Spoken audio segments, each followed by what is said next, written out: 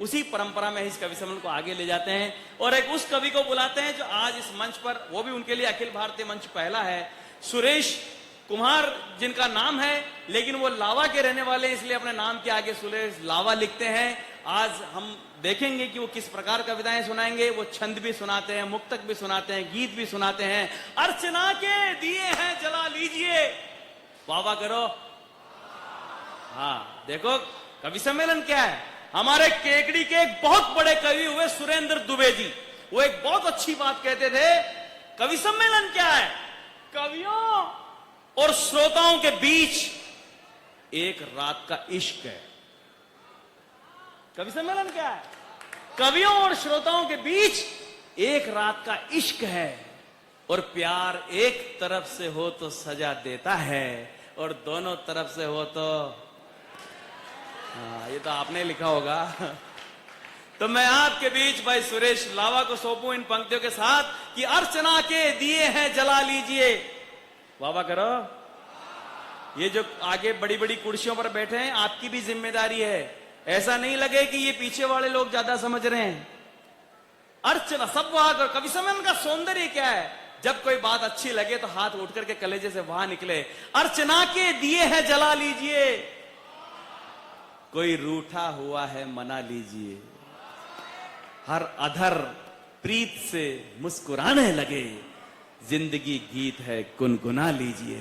जोरदार ताली से बुलाइए कविवर सुरेश लावा।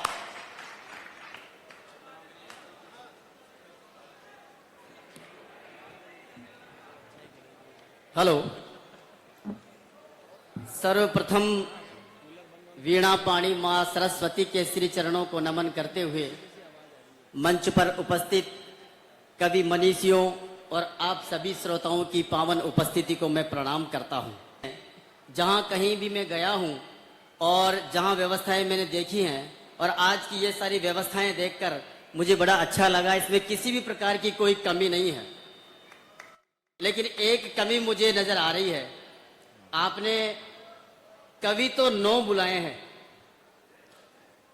और कवियत्री आपने 1 बुलाई है।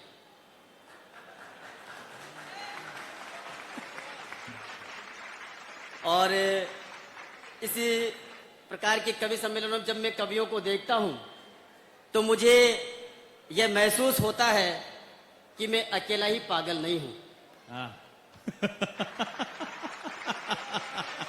बहुत अच्छा सुरेश। किसी ने मुझसे पूछा कि कवि बनने के लिए क्या करना पड़ता है, तो मैंने कहा इश्क करना पड़ता है, फिर उसमें डूबना पड़ता है और उसमें से जो निकलता है या तो कवि बनता है या बनता है पागल। हालांकि बात एक ही है। वाह वाह। आज का मंच का संचालन कर रहे हैं, मैं प्रणाम करता हूं हास्य के सम्राट आदरणीय बुद्धि प्रकाश जी दादीज को, जिनको ये केकड़ी की जनता अपने पलकों पर बिठा कर रखती है और अपने दिल में स्थान देती है। एक बार जोरदार तालियां बजा दीजिए आदरणीय बुद्धि प्रकाश जी दादीज का। इन्होंने मुझसे कहा हम आपको जो भी दें प्रसाद समझकर ले लेना। वो प्रसाद तो हमें मिल चुका है, लेकिन अब आपके आशीर्वाद की आवश्यकता है। 4 पंक्तियां मैं कहना चाहूंगा बुद्धि प्रकाश जी के लिए। शुभकामनाएं। एक मुद्दत से इस दिल को करार की तलाश थी, एक मुद्दत से इस दिल को करार की तलाश थी, जिंदगी के इस तन्हा सफर में हम सफर की तलाश थी। वाह। एक मुद्दत से इस दिल को करार की तलाश थी, होने लग गया। जिंदगी के इस तन्हा सफर में हम सफर की तलाश थी, और यूं तो आए केकड़ी में हजारों खूबसूरत चेहरे, और यूं तो आए केकड़ी में हजारों खूबसूरत चेहरे, हमें तो सिर्फ और सिर्फ आपके चेहरे की तलाश थी। जोरदार तालियां एक बार आदरणीय बुद्धि प्रकाश जी के लिए। बहुत आभार। देश दुनिया के इतने बड़े कवि हमारे बीच आए हैं, मंच का इतना अच्छा संचालन कर रहे हैं, और आपने इतने बड़े कार्यक्रम को संभाल रखा है, इसलिए आपको मैं प्रणाम करता हूं। वो एक कंपनी का बॉस था, जो उसके कर्मचारी जब भी छुट्टी लेने के लिए आते तो बॉस कहते कि व्यवस्था करके जाओ, जब भी कोई कर्मचारी छुट्टी लेने के लिए आता तो वो कहते थे कि व्यवस्था करके जाओ, व्यवस्था करके जाओ, व्यवस्था करके जाओ। एक दिन उनकी लुगाई को पीहर जाना था। अब उनको आदत पड़ गई। उनकी लुगाई ने कहा कि मैं पीहर जाना चाहती हूं। तो बॉस ने कहा व्यवस्था करके जाओ। बहुत अच्छा सुरेश, बहुत अच्छे। तो लुगाई ने कहा मैं भी किसी व्यवस्थार्थी जा रही हूं। ओ, मैं प्रणाम करता हूं और आज का ये काव्य पाठ आदरणीय मनोज जी सर कमिश्नर महोदय यहाँ उपस्थित हैं। एक बार इनके सम्मान में आप जोरदार तालियां बजा दीजिए मनोज जी के लिए। हाँ जी। इनके सम्मान में तालियां इसलिए नहीं बजवा रहा हूं कि इन्होंने मुझे बुलाया है, बल्कि इसलिए बजवा रहा हूं कि इनके सरकारी विद्यालय में मैं पढ़ाता हूं। इनके ये मुझसे एक ही बात कहते हैं कि सुरेश जी आप चाहे जितना पैसा ले लीजिए और मेरे विद्यालय के बच्चों को सारी सुख सुविधाएं उपलब्ध करवाइए, क्योंकि मेरे विद्यालय के बच्चे बहुत गरीब हैं। और इन्होंने लगभग हमारे विद्यालय में 1 लाख की राशि अब तक दे चुके हैं। इसलिए मैं इनके सम्मान में तालियां बजवा रहा हूं। आप जोरदार इनके सम्मान में तालियां बजवा दीजिए। इनके बच्चे गरीब जरूर हैं लेकिन शातिर बहुत हैं। मैं पढ़ाता हूं, मुझे पता है। पहली क्लास में मेरे पास एक बच्चा आया। मैंने उससे पूछा क्या नाम है? बोला चिंटू। मैंने कहा किसने रखा? बोले मेरे माता पिता ने रखा। मैंने पूछा कि माता पिता क्या करते हैं? अब बच्चे का जवाब सुनना बुद्धि प्रकाश जी। हाँ भैया। मैंने बच्चे से कहा कि माता पिता क्या करते हैं? तो बच्चे ने बड़ी मासूमियत से कहा वो तो मुझे पता नहीं है सर, लेकिन मुझे जल्दी सुला देते हैं। एक 8वीं क्लास में मेरे पास बच्चा आया, उसको नींद आ गई। मैंने उससे पूछा कि तुम स्कूल में किस लिए आते हो? तो उसने कहा सर विद्या के लिए। मैंने कहा तू तो सो रहा है। तो कहने लगा आज वो आई कहां है सर? मैं समझ गया कौन सी विद्या के लिए आ रहा है और क्या ज्ञान प्राप्त करना चाहता है। हाँ भैया। एक दिन 10वीं क्लास में पढ़ा रहा था, सामाजिक विज्ञान पढ़ाता हूं। उत्तर भारत की नदियां पढ़ा रहा था, गंगा नदी, सिंधु नदी, ब्रह्मपुत्र नदी।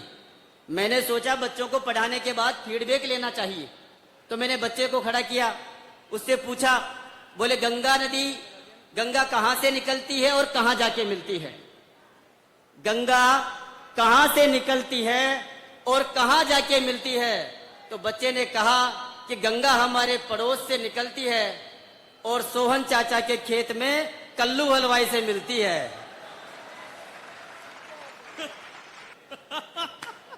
लेकिन इसमें बच्चों का कोई दोष नहीं है साहब। जिन बच्चों के हाथों में स्वामी विवेकानंद की किताब होनी चाहिए, उन बच्चों के हाथों में हमने मोबाइल रूपी आनंद थमा रखा है। मत दो शिक्षा बच्चों को चांद सितारे छूने की। बताना अब, मत दो शिक्षा बच्चों को चांद सितारे छूने की। अरे शिक्षा देनी है तो दीजिए माँ बाप के पैर छूने की। वाह वाह वाह वाह वाह, श्रोता बड़े अच्छे हैं केकड़ी के। आध्यात्मिक अध्याय समाप्त करता हूँ और जिसके लिए मैं आया हूँ, मैं अपनी प्रेम कथा शुरू करता हूँ। हाँ। 4 पंक्तियां निवेदित करता हूँ, सुनिएगा, मन बनाइएगा। मैं मंच का भी ध्यान चाहूंगा। एक मुक्तक सुनाता हूँ। कलम जब भी उठाता हूँ तो पहले दिल बनाता हूँ। वाह करो।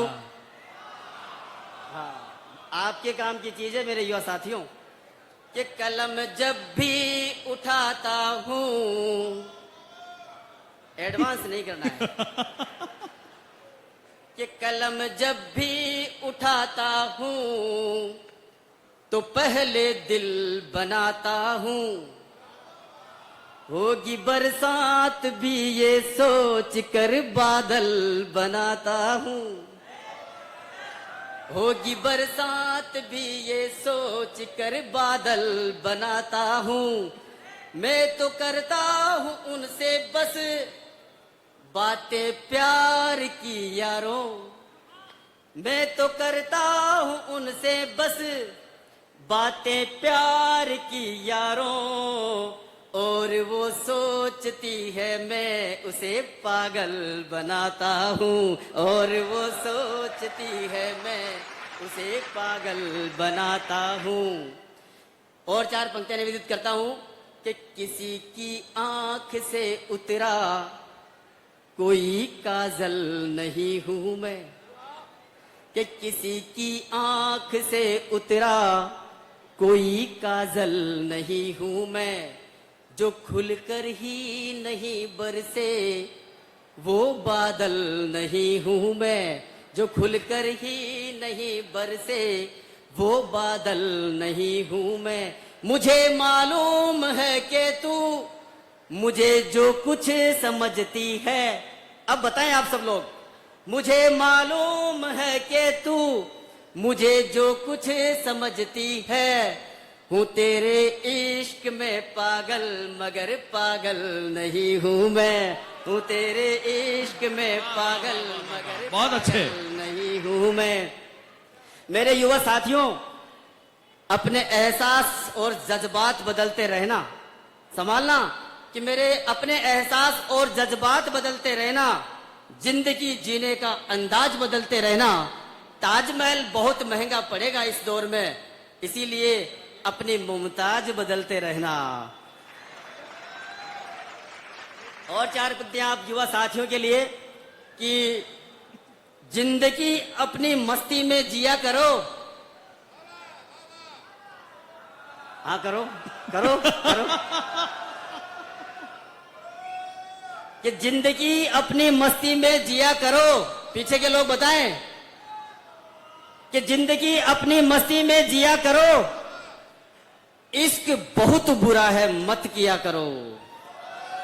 वाह वाह वाह वाह। अगली पंक्ति पर अमल करना कि जिंदगी अपनी मस्ती में जिया करो, इश्क बहुत बुरा है मत किया करो। तुम अपना सारा ध्यान करियर पर मोड़ दो। अब बताना कि तुम अपना सारा ध्यान करियर पर मोड़ दो। अगर कोई गर्लफ्रेंड है तो उसको मुझ पर छोड़ दो। वाह वाह वाह वाह, बहुत अच्छे। कि जो सबकी कहानी है वही मेरी कहानी है। वाह। वाह करो कि जो सबकी कहानी है वही मेरी कहानी है। बिना महबूब के यारों भी कोई जवानी है। बताएं आप सब कि जो सबकी कहानी है वही मेरी कहानी है। वाह। बिना महबूब के यारों भी कोई जवानी है। तुझे मैं भूल जाऊं ये मुमकिन हो नहीं सकता। वाह। तुझे मैं भूल जाऊं ये मुमकिन हो नहीं सकता। मेरी आंखों का ये पानी सब तेरी निशानी है। आहा। मेरी आंखों का ये पानी सब तेरी निशानी है। भरोसा उस पे आप लोग अच्छा सुन रहे हैं, मुझे पता है। अभी मैं पिछले महीने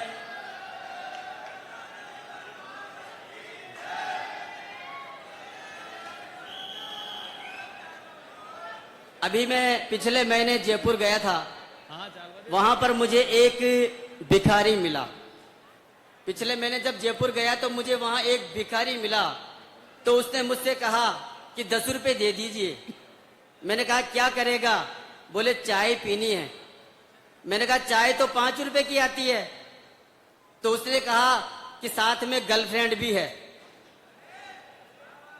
मैंने कहा भिखारी हो के गर्लफ्रेंड बना रखी है? तो उसने कहा नहीं साहब, इस गर्लफ्रेंड ने मुझे भिखारी बना रखा है। एडवांस जमाना आ गया है, जमाना बदल रहा है। वो किसी प्रेमी ने अपनी प्रेमिका से कहा मैं तुम्हारे माथे पर एक चुम्बन करना चाहता हूं, किस करना चाहता हूं। अरे इस बात से तो खुश हो जाओ यार। हाँ, कि मैं तुम्हारे माथे पर एक चुम्बन करना चाहता हूं, किस करना चाहता हूं। जमाना कैसे बदल रहा है। तो अपनी प्रेमिका ने कहा कमीने मेरे होठों पर क्या जहर लगा है? आप बात को समझ रहे हैं, बहुत अच्छा सुन रहे हैं। और 4 पंक्तियां मैं निवेदित करता हूं, सुनिएगा। आप सभी को समर्पित करता हूं कि महफिल में आए हमारे सामने बैठे हैं। मैं आप सभी को नजर कर रहा हूं कि महफिल में आए हमारे सामने बैठे हैं, हाथों में हमारा दिल दबाए बैठे हैं। वाह करो यार। हाँ, पूरे कवि सम्मेलन में करना पड़ता है कि महफिल में आए हमारे सामने बैठे हैं, हाथों में हमारा दिल दबाए बैठे हैं।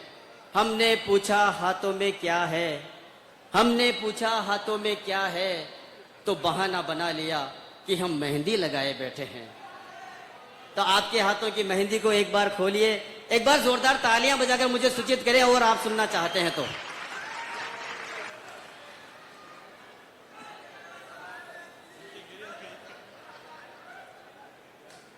भरोसा उस पे करता पर दिलाया ही नहीं उसने।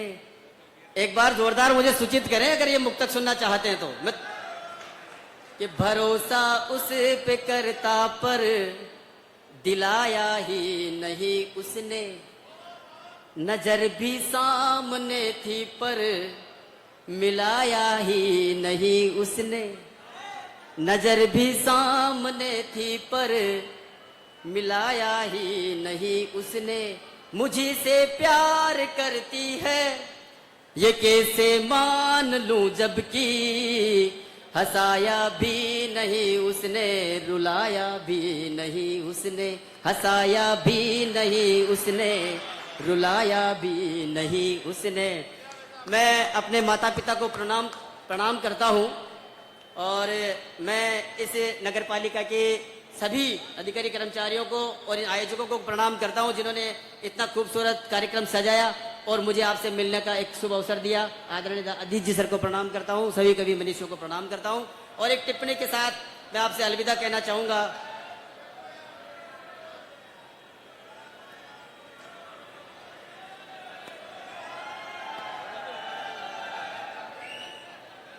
एक समय का अभाव है, समय का अभाव है। एक छोटी सी टिप्पणी के साथ मैं आपसे विदा लेना चाहूंगा कि माँ बाप से बढ़कर कुछ नहीं होता।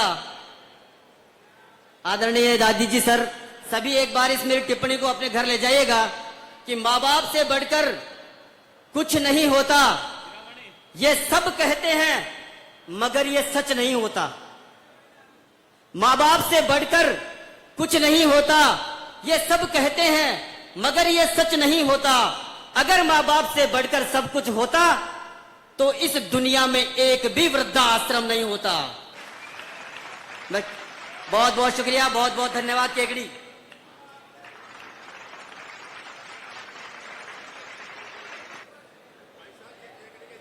ये रहे भाई श्री।